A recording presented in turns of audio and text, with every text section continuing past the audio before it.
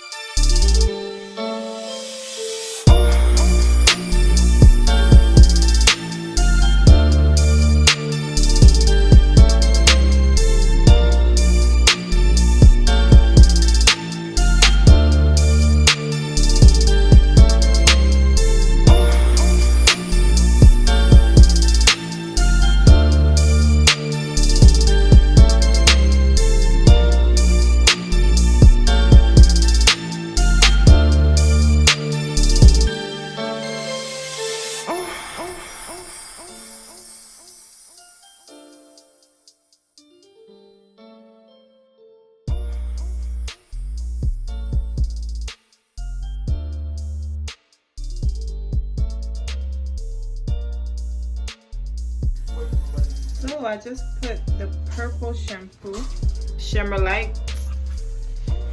This is what it turned out. After the toner, I rinse it out and then I put the Shimmer light. So as you can see, it get a little bit darker. It get a lot darker than before I rinse out the bleach. So yeah, I'm gonna show you guys the end result in a minute.